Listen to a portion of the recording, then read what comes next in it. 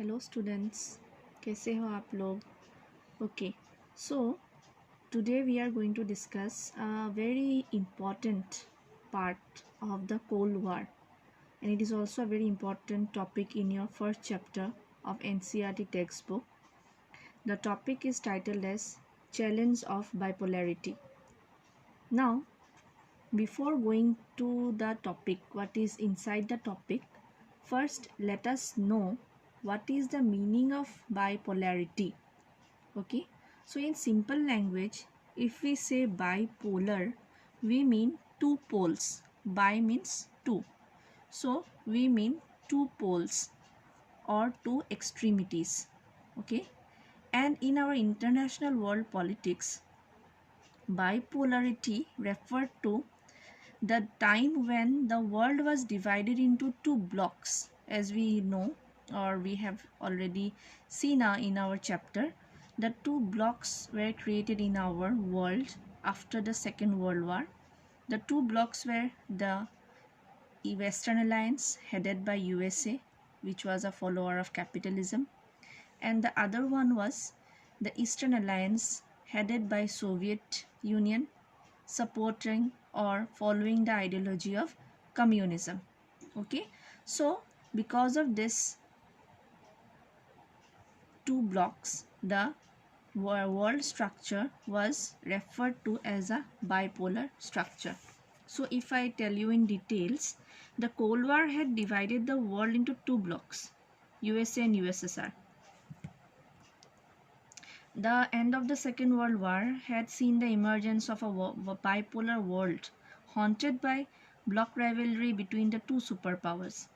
The bipolar world which we are talking about was engulfed by suspicion, hatred, hostility, arms race among themselves. And at this crucial juncture, you will find that there was the emergence of some newly independent nations.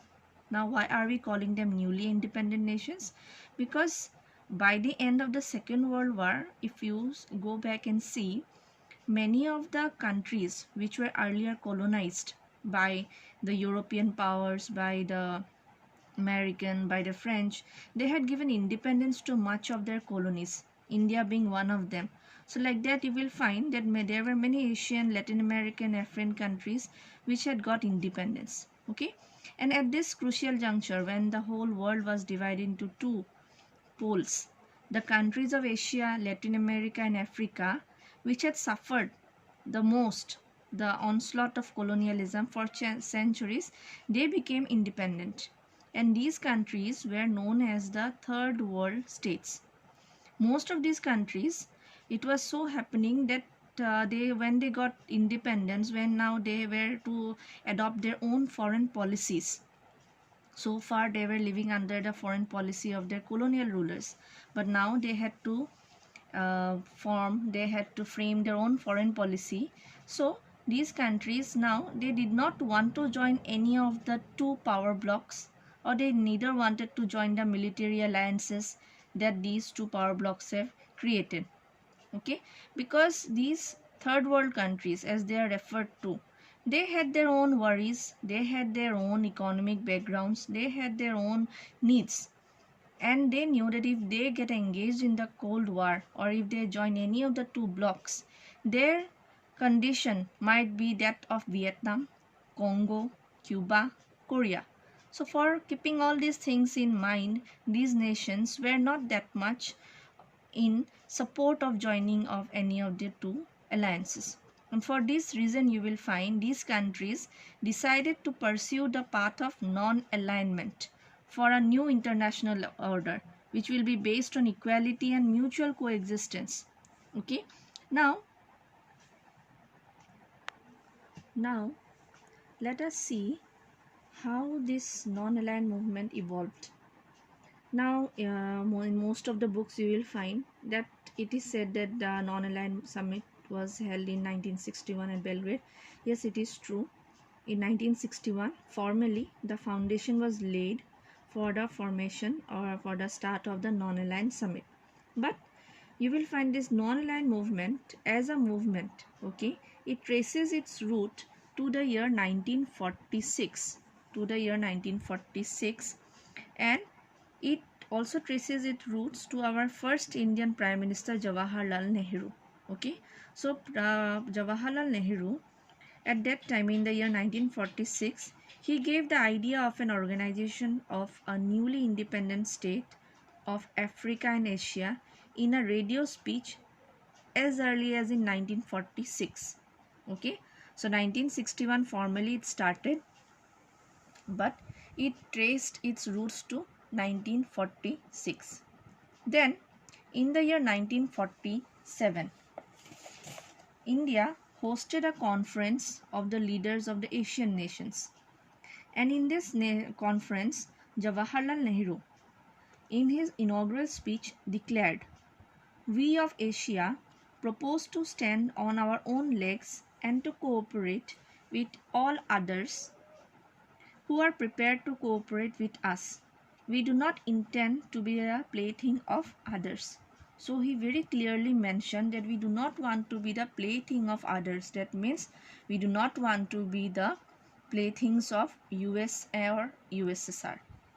And next step that was laid was in 1955 at the Bandung Conference, which was held under the leadership of the President of Indonesia, Sukarno. Okay, so in this conference of Bandung, about 29 member nations had attended of Asia and Africa, and in this conference also a lot was discussed about the possible option of non-alignment. And ultimately in the year 1961 at Yugoslavia, Belgrade, the NAM was formally launched. And when we say about NAM, we mention 5 founders. They are the Prime Minister of India, Jawaharlal Nehru; President of Yugoslavia, Josip Broz Tito; from Egypt, we had Colonel Abdul Nasser; there was President Sukarno of Indonesia, and President Kwame Nkrumah of Ghana. And this NAM was formally established. They had mainly their objective was not to join any of the 2 alliances, and in this NAM summit they had made a 27 points declaration. The 27-point declaration that was adopted was that in this declaration they said that the world superpowers were urged to maintain peace and security in the world.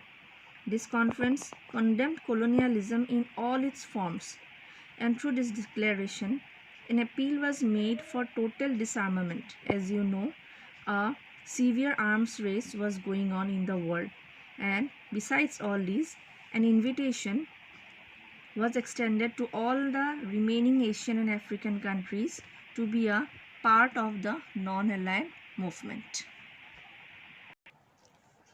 Now, if we go to the objectives of the non-aligned movement, so basically you will find there were lots of objectives. Of course, some books they have a number like 3 objectives, some have 5. So here I have gathered some about 9 objectives of NAM. So the first objective of NAM was not to join any of the power blocks of the Cold War era, that is neither US bloc nor the Soviet bloc. Secondly, they wanted an abolition of the imperialism and colonialism. Thirdly, they wanted maintaining international peace and security. Fourthly, an end to racial discrimination and apartheid. So apartheid, you know, it was going on the color, okay, on the base of color you discriminate. Then disarmament, whole world it was afraid of the arms race that was going on between USA and USSR, and the other countries too. They were accumulating more and more nuclear weapons, so it was a threat to the whole world. Increase cooperation between the third world countries.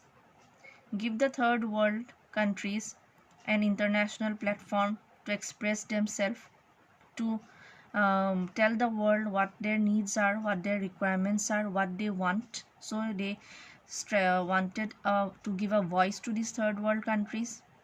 Then effective cooperation with the United Nations in its peace efforts. So during the Cold War, as a lot of tension was going on, as we have seen in Vietnam, a war was there to occur. In Korea, the two Koreas, South and North Korea, were to fight a nuclear war.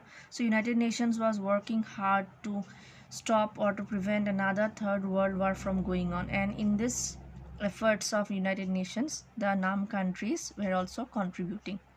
And lastly, they wanted the establishment of a new international economic order. So the whole economic order was dominated by the Western powers. It was only meant for the benefits of the Western powers. They were exploiting the colonized countries. So this new international economic order, it wanted a new economic system where the newly independent countries, the LDCs, least developed countries, they also had a say in the economic system. They also get their due profit from the resources that they owned. Okay, so this was another objective. Now, very important thing whenever we discuss NAM is about its future call. It was neither meant isolationism nor neutrality. So what does it all mean? Okay, so non-alignment is not a passive doctrine. It does not mean isolationism, that is to stay alone, or passivity of mind or action. It would be wrong to maintain that the non-aligned nations were disinterested in international politics.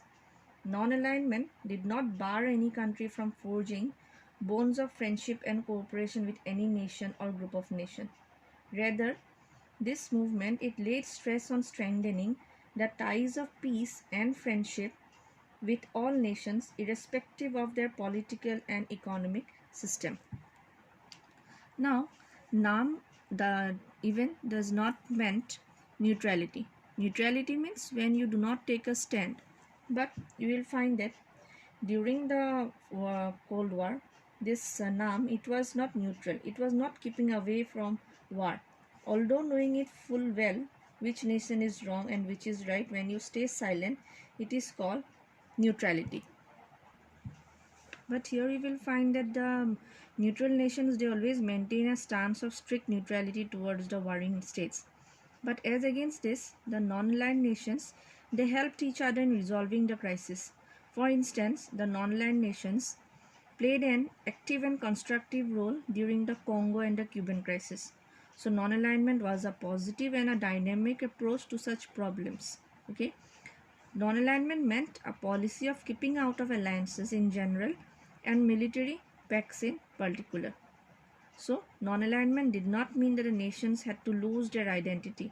They judged each issue on its merits and do not toe the line of one or the other superpower.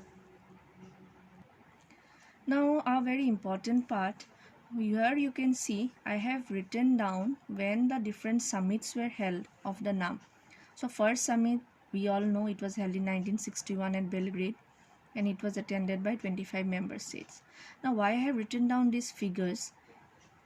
To tell you why this NAM was regarded as a challenge to the bipolar structure.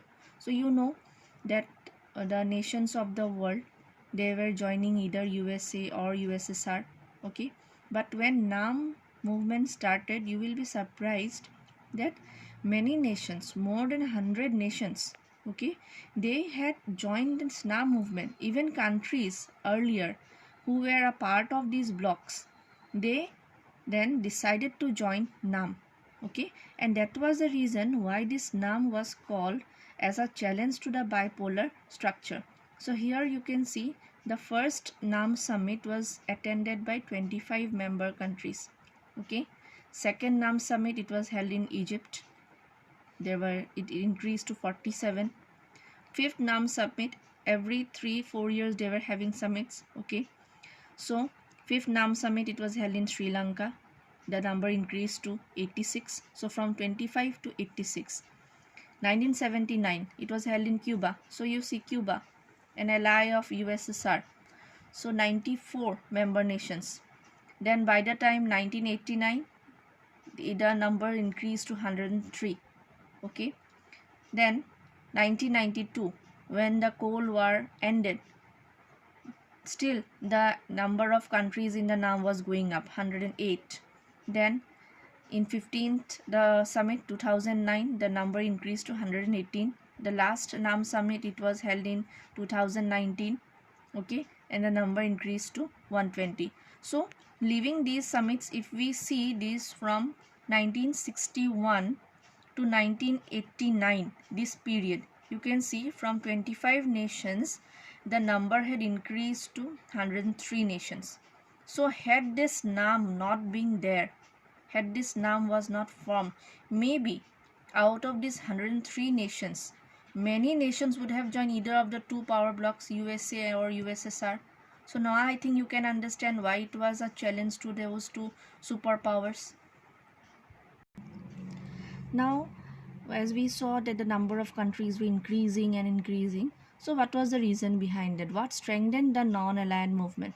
So here, first of all, we can see that reason: reaction against the Cold War. So what was the Cold War bringing? Tension, the speculation that a third world war might take place, a nuclear war might take place, and such a war would definitely mean destruction of the entire world. So that was a reaction against the Cold War and the system of military alliances that were formed thereafter. Secondly, their need for peace and economic development. These countries, they needed peace and they were economically suffering. So again engaging itself to some military alliance, military bloc, and getting engaged in a war, it was not seen as a good option for them. And thirdly, you will find that the founders of the NAM movement, the founding fathers, if you talk about Jawaharlal Nehru, Sukarno, Joseph Broz Tito, so these were very you can say that these were very popular figures in their own country. The founding fathers, they were very popular in their respective countries. So these founders also, they brought a stability to the NAM movement. So today we had discussed the topic NAM. I hope you have understood, and if you have any queries, you can ask me or tell me in the comment section. And if you could understand anything, do like my video. Thank you.